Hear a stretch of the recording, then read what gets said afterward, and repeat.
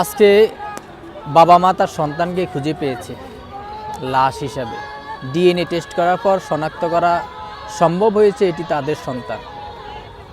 July August হত্যাকাণ্ডের শিকার হয় সে। 7 মাস হসপিটালের মর্গে পড়েছিলেন।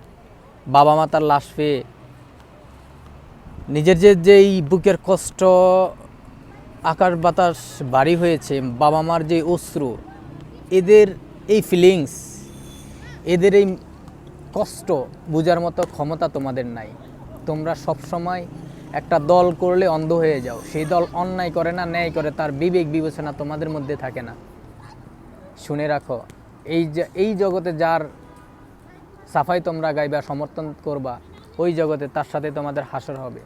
সে যে অন্যায় করেছে, সমর্থনের দায়ে তোমরাও সেই অন্যায়ের অপরাধী।